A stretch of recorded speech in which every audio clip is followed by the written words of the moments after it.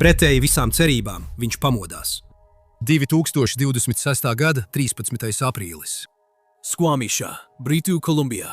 Līst lietus. Vīrietis stāv pie 600 metru augstas granīta sienas pamata, ūdens tek lejup pa klinti viņa priekšā. Viņš ir viens no Arc'teryx vadošajiem sponsorētajiem atlētiem. Viņš šo pašu maršrutu ir kāpis bez virves 10 reižu. Šodien viņam ir virve. Tā viņu neizglābs. Šis ir Vila Stenhopa stāsts. Laipni lūdzam ekstrēmā. Lai saprastu, kāpēc Vils Stenhops tajā rītā bija uz tās sienas, tev jāatgriežas pie tā, kur tas viss sākās. Ziemeļ Vankūverā. Viņam bija 8 gadi. Viņa vecāki viņu sauca par neiespējamo zēnu. Ja bija kāds bīstams, netīvs vai biedējošs uzdevums, ko neviens cits nevēlējās darīt, Vils to izdarīja. Viņš uzvilka hidrotērpu un nolaidās pa virvi, lai iztīrītu sava vectēva aku. Viņš kāpa pašos augstākajos un nedrošākajos koka zaros, lai notīrītu nokaltušos zarus, vai arī 8 gadu vecumā lēca no vecāku mājas jumta tieši baseinā. Viņa tēvs aizveda viņu uz Edge Climbing Center, iekštelpu kāpšanas zāli Ziemeļ Vankūverā. No brīža, kad viņš pieskārās sintētiskajām aizķirēm, viņa dzīvē bija tikai viens virziens. Un runa vairs nebija par skolu. Runa bija par to, lai mērotos spēkiem ar klints sienu, kurai viņa attaisnojumi bija vienaldzīgi. Kad viņš ieguva autovadītāja apliecību, vidusskola viņu garlaikoja. Klints gan, nē. Vils regulāri devās braucienos pa Sea to Sky šoseju uz Skvamišu, Britu Kolumbijā, stundu uz ziemeļiem no Vankūveras, kur kalni paceļas tieši no okeāna. Šī vieta bija viena no populārākajām kāpšanas galamērķiem Ziemeļamerikā, un Skvamišas kāpšanas centrālais objekts ir Skvamišas Chiefs, 600 metru augsts granīta kupols, ko vietējie vienkārši sauc par Chiefu. 14 gadu vecumā Vils jau kāpa Chiefa sienā bez drošināšanas. Brīvā solo kāpšana ir klinšu kāpšana tās tīrākajā formā. Nav ne virves, ne ekipējuma, ne partnera, kas turētu otru galu. Vienīgais, kas šķir brīvo solo kāpēju no zemes, ir viņa kustību kvalitāte uz klints. Ja viņa kāja nobīdās par puscolu nepareizā virzienā, vai roka nerada pietiekamu berzi, ar to viss var beigties. Un Vils to visu saprata jau 14 gadu vecumā. Viņš kāpa viens pats agros rītos, kad gaiss bija vēss, klints sausa un prāts skaidrs. Jau toreiz viņam bija sava sistēma, un gadiem ilgi šī sistēma darbojās.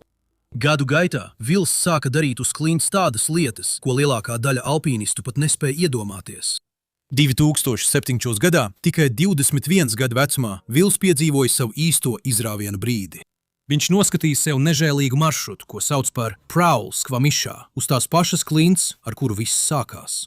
Šis maršruts ietvēra posmus, kas bija tik stāvi un biedējoši gludi, ka viņam nācās noturēt visu savu ķermeņa svaru uz klints izvirzījumiem, kas nebija platāki par zīmuļa dzēžgumiju 100 pēdu augstumā. Vils plānoja veikt pirmo brīvo kāpienu šajā maršrutā. Tas nozīmē izmantot tikai ķermeņa spēku, lai virzītos uz augšu, bet joprojām izmantot virves un ekipējumu, lai aizturētu iespējamu kritienu. Viņam tas izdevās, un šis kāpiens lika visai Ziemeļamerikas alpīnistu kopienai pievērst uzmanību. Puisis no sporta zāles tagad spēlēja lielajā līgā. Tajā pašā gadā Vils viens pats uzkāpa pa horizontālu plaisu Josemitos, ko sauc par Separate Reality, kas izvirzās no sienas kā griestu apakšpuse. Es runāju par 12 metrus garu pārkari ar klinti, zem kuras 100 pēda nav nekā. Bez virves, bez ekipējuma, tikai viņa rokas iespiestas plaisā virs galvas, kājas spiežas pret klinti zem viņa, viņš kustas no rokas uz roku pāri klints griestiem. Ja viņš nokristu, burtiski nebūtu nekā, kas viņu apturētu, pirms viņš triektos pret zemi. Viņš nenokrita. Citi kāpēji, kuri viņu tajā rītā vēroja, burtiski bija pārsteigti un palika bez vārdiem. Šīs brīvais solo rekords tika atkārtots ļoti reti. Nākamās 10 gadus laikā Vils pārvērtās no klusa vietējā puiša no Vankūveras par kāpšanas superzvaigzni. Un viena lieta, kas viņu padarīja īpašu, nebija tikai tas, cik augstu viņš sasniedza, bet gan tas, kā viņš kāpa. Lielākā daļa mūsdienu kāpēju kāpj pa sienām, kur klintī citi jau iepriekš ir ieurbuši biezas tērauda skrūves. Ja tu nokrīt, tu vienkārši piesprādzējies pie stiprinājuma, un tas tevi notur. Tradicionālie kāpēji, piemēram Vils, tā nedarīja. Vils kāpjot pa stāvām, biedējošām klintīm, pie sava aprīkojuma nēsāja metāla ķīļus un atsperu aizbīdņus. Viņam vajadzēja atrast dabiskas plaisas akmenī, pašam tajās iespiest savus metāla rīkus un pie tiem piestiprināt virvi. Ja viņš paslīdēja, atlika tikai cerēt, ka metāla ķīlis, ko viņš pirms dažām sekundēm bija iespiedis klintī, neizrausies ārā. Viņš bija slavens arī ar savu nežēlīgo atdevi plaisu kāpšanā. Tā ir kāpšanas stila veids, kurā kāpēji burtiski iesprauž pirkstus, dūres un kājas asās granīta plaisās un pagriež tās, līdz tās iesprūst. Jūs varētu domāt, ka tas ir neiedomājami sāpīgi. Vils vienkārši pieņēma to kā cenu, kas jāmaksā, lai darītu darīšanas ar klintīm. Reiz Vils tik ļoti piepūlējās kāpienā, ka pēc tam viņš 2 veselus mēnešus nejūta savu kājas pirkstu. Un ko viņš darīja pēc tam? Viņš vienkārši uzrakstīja par to eseju un turpināja kāpt. Vila vienkāršā filozofija par risku un kāpšanas stilu neapstājās pie Vankūveras. Viņš to pielietoja dažās no visnaidīgākajām vidēm uz zemes. 2010. gadā viņš kopā ar Aleksu Honolds uzkāpa Josemites Half Dome dienvidu sienā, manuprāt, slavenāko un noteikti bezbailīgāko klinšu kāpēju pasaulē. Un pat Aleks atzina, ka viņu izvēlētais maršruts lika viņam nervozēt. Ekipējuma nostiprinājuma vietas bija tik tālu viena no otras, ka kritiens grūtākajā posmā gandrīz noteikti būtu letāls, pat ar virvi. Viņi mēģināja to vienreiz, atkāpās, atgriezās un pabeidza. Neskatoties uz to, ka viņš bija viens no elitārākajiem sponsorētajiem sportistiem pasaulē, viņa mājas uz ceļa bija violets ģimenes minivens. Viņš brauca ar to nolietoto minivenu pāri visai Ziemeļamerikai, no Amerikas rietumu tuksnešiem līdz Kanādas augstajām virsotnēm, gandrīz visu laiku dzīvojot ārā. Vilam kāpšana bija vienīgā dzīves joma, kurā viņš pats sev pilnībā uzticējās. Aleks Honolds reiz viņu nosauca par kāpēju, ko īpaši augstu vērtēja citi kāpēji. Tāds cilvēks, kurš vienkārši vēlējās sēdēt ap ugunskura un dalīties lielos piedzīvojumos. Ne slava, ne sponsori, tikai klints. Taču kāpiens, kas noteica Vila Stanhopa karjeru, sākās 2011. gadā un tika pabeigts tikai 2015. gadā. Tas notika Britu Kolumbijas kalnu grēdā uz 600 metru augstas granīta smailes, ko sauc par Snowpatches smaili. Šī vieta bija tik attāla, ka lielākā daļa alpīnistu to redz tikai fotogrāfijās. Lai tur nokļūtu, nepieciešams helikoptera lidojums uz ieleju, ko ieskauj ledāji, un kas atrodas tik augstu, ka gaiss ir retināts un vētras uznāk bez brīdinājuma. Tur nav ceļu, nav taku, nav nekādas izejas, izņemot to pašu ceļu, pa kuru atnāci. Uz šī torņa austrumu sienas Vils bija atradis maršrutu, uz kuru citi alpīnisti bija paskatījušies un devušies prom. Tas ietvēra 13 pilnus kāpšanas posmus grūtības līmenī, kur pat pasaules labākie alpīnisti cīnās un cieš neveiksmi. Maršruts ir tik grūts, ka pat niecīgas atšķirības starp atsevišķiem satvērieniem nosaka, vai tas ir iespējams vai neiespējams. Vils kopā ar savu partneri Metu Segalu bija pavadījuši vairāk nekā 100 dienas pētot šo maršrutu 4 gadu garumā.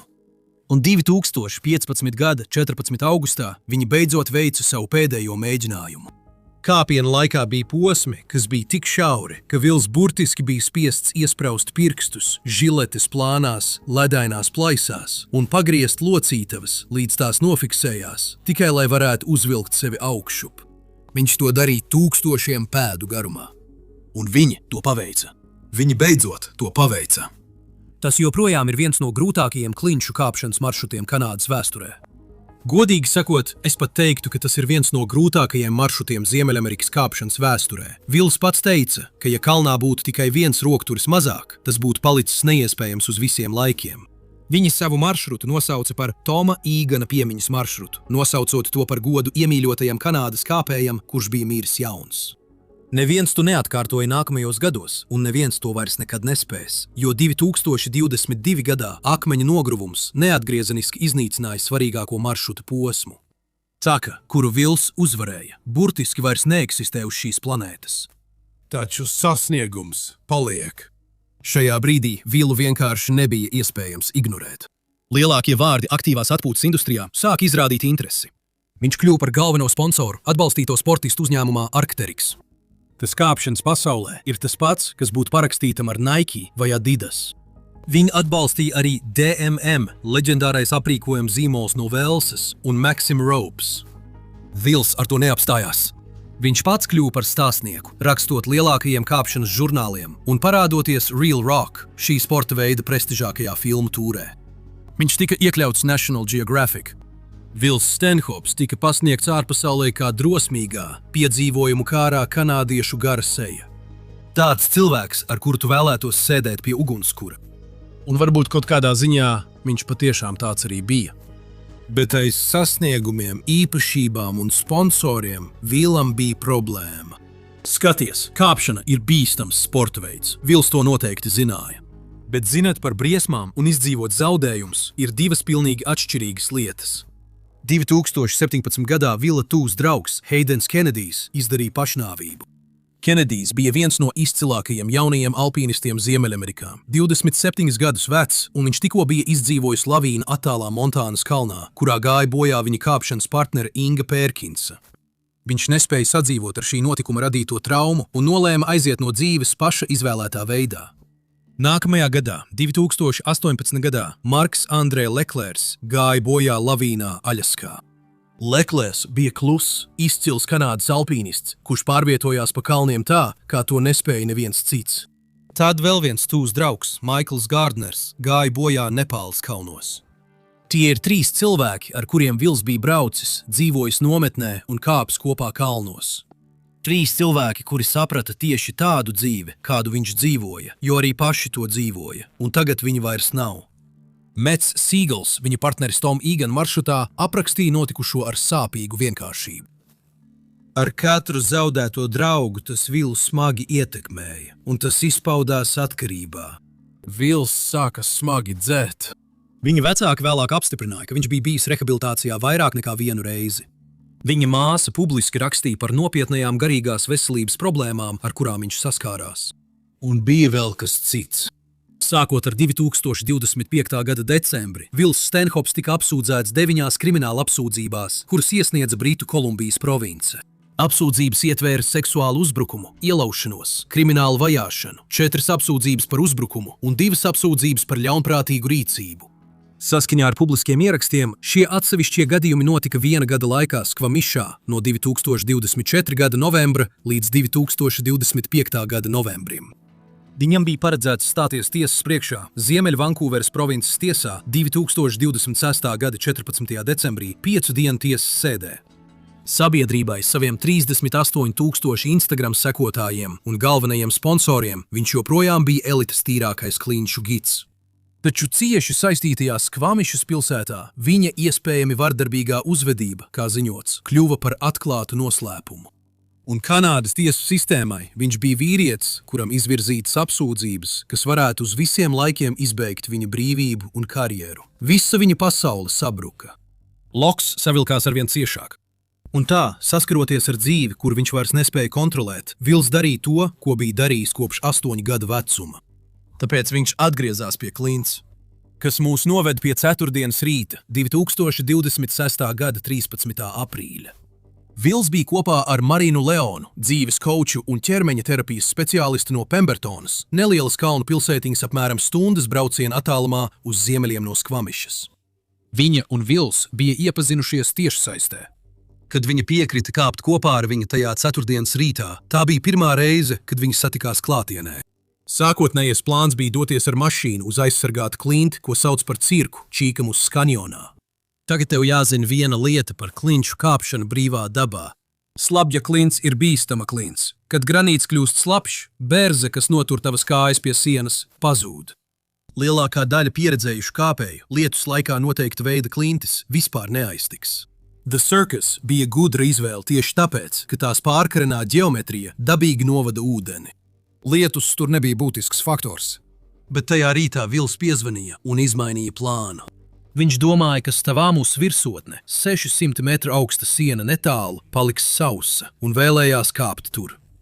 Marīne brauca lejā no Pembertonas, vērojot, kā tumši mākoņi veidojas visos virzienos. Kad Marīne iebrauca stāvvietā, viņa pateica Vilam, ka jūtas neērti. Viņš paskatījās debesīs un teica, tev taisnība, iespējams es mūs pievīlu. Nevienam no viņiem nebija ķivers. Marīne savu bija atstājusi mājās, jo gaidīja, ka būs pārkare sporta klinšu kāpšanai, kur ķiveres nav nepieciešamas. Uz tādas sienas kā čīfs, kur klints virs tevis paceļās 1000 pēdu augstumā un vienmēr pastāv iespēja, ka var nokrist vaļīgi akmeņi, ķiveres ir standarta aprīkojums.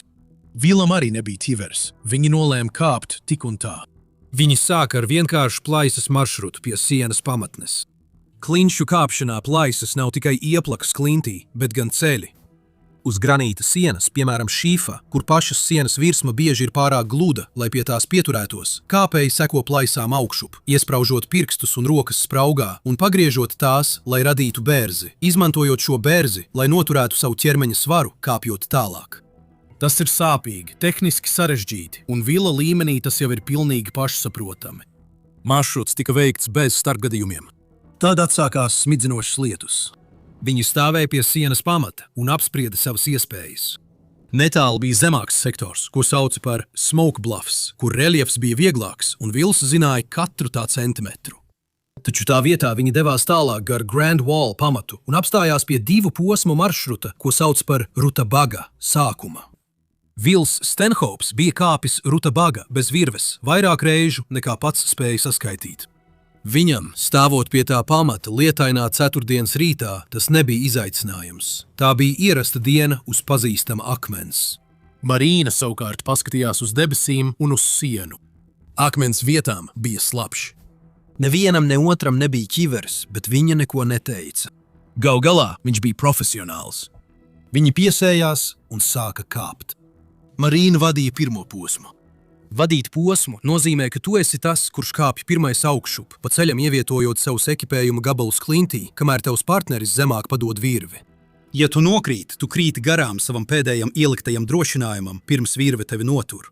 Rutabaga pirmais posms ir novērtēts ar grūtības pakāpi 5.10b. Lai saprastu kontekstu, rekreācijas kāpēji sporta zālē parasti vairāku mēnešu laikā trenējas, lai sasniegtu 5.10 grūtības pakāpi. Marinai tas bija īsts izaicinājums. Viņa uzmanīgi uzkāpa pa to, neskatoties uz brīžiem līstošo lietu un nostiprinājās virsotnē. Vilam parasti 5.10b bija kā iesildīšanās skrējiens, bet šī nebija parasta diena. Vils sauca no apakšas, viņš ieteica viņai kāpt lejā. Akmens kļuva arvien slapjāks. Saprātīgākais būtu nolaisties lejā ar virvi un beigt dienu. Marīna paskatījās apkārt no savas ankurvietas. Viņa jau bija tur augšā, un ekipējums bija novietots. Nokāpt lejā nozīmētu visu izvilkt ārā un sākt no jauna. Viņa atsaucās lejā. Es jau esmu šeit augšā. Kāp augšā arī tu, un ja nejutīsimies labi, varēsim nolaisties lejā kopā. Vils uzkāpa augšā, lai satiktu viņu, un kad viņš bija tur augšā, viņš pieņēma lēmumu. Tā vietā, lai nolaistos lejā drošībā, viņi kāpa augšup, un viņš vadītu otro posmu. Virs viņa bija otrais posms. Viņš uz mirkli apstājās un paskatījās uz augšu. Lietus tagad lija vienmērīgi un nepārtraukti, bet Vilam tas nebija svarīgi, jo Rutabaga otrais posms iet pa dihedrālu. Tas ir dabisks stūris granītā, kur 2 klints plaknes satiekas leņķī, līdzīgi kā istabas iekšējais stūris, kas pagriezts uz sāniem. Šis stūris veido nepārtrauktu plaisu, kas iet taisni augšup pa sienu. Sausos apstākļos tā ir tīra un uzticama. Un pats galvenais – stūra ģeometrija novada ūdeni, tāpēc pati plaisa bija sausa, pat tad, kad apkārtējais akmens kļuva slidens. Vils sāka kāpt. Viņš kāpa augšup efektīvi, bez vilcināšanās un bez piepūles. Gal galā viņš 10 reižu kāpa bez virves. Tagad, kad dihēdis beidzas netālu no virves posma augšas, kāpšana pāriet no roku un kāju drošas iespiešanas plaisā uz izkāpšanu ārā uz atklātas, nedaudz slīpas, pilnīgi gludas klints virsmas, ko sauc par plāksni. Lai kāptu pa plāksni, tu nevari paļauties uz to, ka būs kur pieķerties, jo tur nav par ko pieķerties. Vienīgais, kas tevi tur notur, ir bērze starp tava apava gumijas zoli un klints virsmu. Sausos apstākļos tam ir jēga. Kāpšanas apavi ir pat izstrādāti tā, lai ārkārtīgi droši saķertos ar granīta mikroskopisko faktūru. Bet atceries, ka lija lietus, tāpēc slīpā klints daļa Rutabaga augšdaļā bija slapja. Tas notika acu mirklī. Viena mirkli Vils virzījās pa kreisi pāri slapjajai virsmai, viņa virve vilkās aiz kājām. Nākamajā mirklī viņa kurpe zaudēja saķeri ar klinti, bez iespējas pieķerties, un virvei esot tieši nepareizā pozīcijā, viņa ķermenis apmetās kūlenī. Viņam nebija laika reaģēt, nebija laika pēc kaut kā sniegties. Kad kāpējs krīt, tu sagaidi, ka viņš vienkārši nokritīs taisni lejā, līdz virve viņu noturēs. Bet šeit tā nenotika. Marīna neredzēja precīzo brīdi, kad viņš paslīdēja, bet, kad viņa paskatījās augšup, Vils krita sāniski, viņa ķermenis vardarbīgi kūleņoja atpakaļ cauri gaisam. Lai saprastu, kāpēc tas notika, tev vienkārši jāiztēlojas virve. Kad tu kāp, virve ir piesieta ap vidukli un karājas taisni lejup starp tavām kājām. Bet, kad tu pārvietojies sāniski pāri sienai, kā to darīja Vils, lai uzkāptu uz plāksnes, virve var vilkties aiz tavas ikras vai potītes. Ja tu paslīdi, kamēr virve ir aiz tavas kājas, tā darbojas kā cilpa. Kad tu krīti, virve no apakšas strauji pievelkas. Tā spēcīgi rauj tavas kājas augšā gaisā, kamēr gravitācija velk smago ķermeņa augšdaļu lejup. Dažas sekundes daļās tu esi pilnībā apgriezts ar kājām gaisā. Un tieši tas notika ar Vilu. Viņš nokrita aptuveni 9 metrus, un virve, ko viņš bija nostiprinājis klintī zemāk, noturējās perfekti un izturēja viņa svaru. Bet, kad viņš paslīdēja, viņa kāja atsitās pret nelielu izvirzījumu lejupceļā. Šis trieciens, apvienojumā ar virvi, kas aizķērās aiz viņa kājas, spēcīgi norāva viņa ķermeni atpakaļ. Viņš apmeta kūleni gaisā. Viņa kājas bija vērstas pret debesīm, un viņa galva, smagākā ķermeņa daļa, šūpojās kā svārsts, tieši ietriecoties cietajā granīta sienā. Un atceries, neviens no viņiem nevalkāja ķiveri. Vils tika pilnībā zaudējis samaņu. Viņš bezspēkā karājās virves galā. Marīna nekavējoties sāka rīkoties. Viņa sāka nolaist Vilu tuvāk savai pozīcijai pie drošināšanas punkta. Un tad notika kaut kas ārkārtīgi satraucošs. Kamēr viņš karājās gaisā, lēnām nolaižoties pie viņas, Vils pamodās. Marīna viņu noņēma un nostiprināja. Viņš bija skaidrs un atsaucīgs. Viņš patiesībā runāja ar viņu. Ikvienam, kas to vēroja, tas varēja šķist kā brīnums.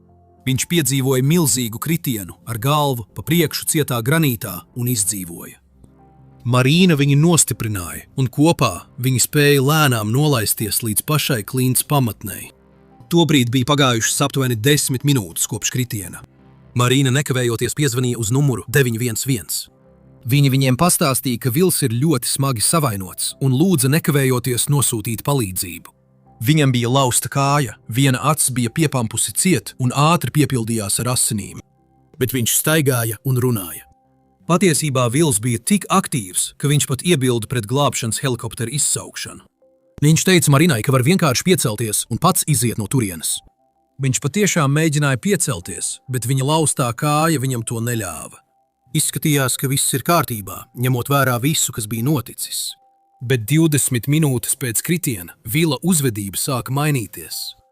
Viņš kļuva arvien apjukušāks, un tad viņš sāka darīt kaut ko ļoti konkrētu.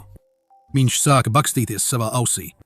Viņš ņēmās ap to, bakstīja dziļi ausī, izturējās tā, it kā viņam būtu ausī iestrēdzis ausu aizbāznis, vai arī viņš mēģinātu to atbloķēt pēc dziļas niršanas zem ūdens. Marīna, kurai bija medicīniska pieredze, pamanīja šo dīvaino uzvedību. Viņa pastiepās un uzmanīgi aptaustīja viņa galvaskausu, un tieši tad viņai asinis sastinga. Ātrs paziņojums. Katru mēnesi es izveidoju vienu video tikai Patreon atbalstītājiem. Brīdinājuma pazīmes bija redzamas. Jūs to nekur citur neredzēsiet. Ja tas jūs interesē, saites ir aprakstā. Kad Marīna pieskārās viņa galvai, viņa sajuta spēcīgas iekaisuma līniju, kas stiepās tieši no viņa smadzeņu garozas priekšpuses līdz aizmugurei.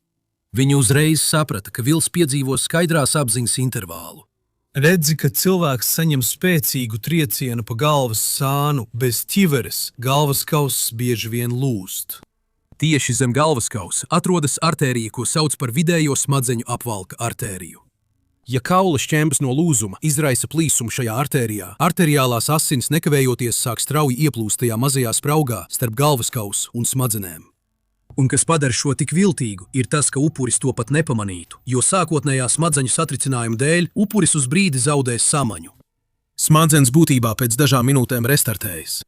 Upuris pamostas, runā, uzvedas pilnīgi normāli. Šis ir skaidrās apziņas intervāls.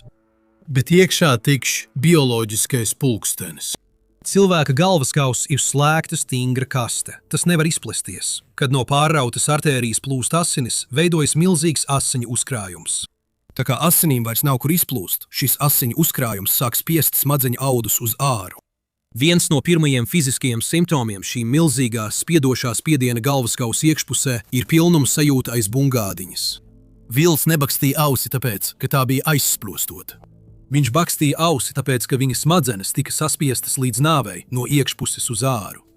50 minūtes pēc kritiena meklēšanas un glābšanas komandas ieradās kājām. Līdz tam brīdim Vila smadzeņu tūska bija kļuvis dzīvībai bīstams. Viņš vēl runāja, bet viņa smadzenes jau atteica. Viņš paskatījās uz Marinu, sievieti, kura tikko bija izglābusi viņa dzīvību, un viņš nevarēja atcerēties viņas vārdu. Spiediens dzēsa viņa atmiņu reāllaikā. Tam sekoja mokoša kavēšanās. Pirmie glābēji sākotnēji plānoja nest Vilu uz nestuvēm lejā pa stāvo akmeņaino taku, taču, kad viņa dzīvības rādītāji sāka pasliktināties, viņi saprata, ka viņš neizdzīvos šo pārgājienu. Viņi mainīja plānu un izsauca helikopteru. Pagāja 3 stundas no krišanas brīža līdz helikoptera ierašanās brīdim, un pat tad tas viņu neaizveda tieši uz slimnīcu. Tas viņu izlaida stāvvietā, lai viņu pārvestu uz ātrās palīdzības mašīnu. 4 stundas Vils Stenhoups sēdēja uz zemes, pamazām zaudējot prātu, iesprostot salauztā galvaskausā, kamēr spiediens tikai pieauga un pieauga. Kad viņš beidzot tika nogādāts slimnīcā un viņam tika veikta neatliekama operācija, lai izņemtu daļu galvaskausa un mazinātu pietūkumu, bojājumi jau bija nodarīti, un tie bija katastrofāli. Pāris dienas viņš šķita stabils. Kāpšanas kopiena aizturēja elpu, taču bojājumi bija pārāk lieli. Viņa stāvoklis tikai turpināja pasliktināties un pasliktināties. Un 2026. gada 23. aprīlī, 10 dienas pēc kritiena, Vils Stenhoups aizgāja mūžībā. Viņam bija 39 gadi. Godīgi sakot, es īsti nezinu, ko domāt par Vilu Stenhoupu. Ir cilvēks, kurš 30 gadus būvēja kaut ko ārkārtēju uz klints un sēroja par saviem draugiem vienīgajā veidā, ko viņš prata, kāpjot augstāk, cenšoties vairāk, paliekot uz sienas ilgāk nekā jebkurš cits. Kurš pēc visu viņa vislabāk pazinušo cilvēku teiktā patiesi bija talantīgs. Bet šis bija arī cilvēks, kurš saskārās ar nopietnām apsūdzībām, pietiekami nopietnām, lai pamatoti atņemtu viņam brīvību un izbeigtu viņa karjeru. Apsūdzības, kuras tagad nekad netiks pārbaudītas tiesas zālē un atstās aiz sevis cilvēkus, kuri iespējams nekad nesaņems atbildes, kuras viņi ir pelnījuši. Taisnīgums netika panākts, jo Vils Stenhoups nomira 7 mēnešus pirms savas tiesas sēdes. Bet šo nākamo leģendu reāla laikā atzina par vainīgu niknu šērpu pūlis, bruņots ar ledus cirtņiem. 6 mēnešu laikā viņš no dievināta pārcilvēka, sportista, kļuva par visvairāk nīsto cilvēku alpīnisma vēsturē. Kādā parastā rītā, pēc tam, kad bija izturējis visas pasaules dusmas, viņš devās treniņkāpienā bez cimdiem. Lūk, ko tas viņam maksāja.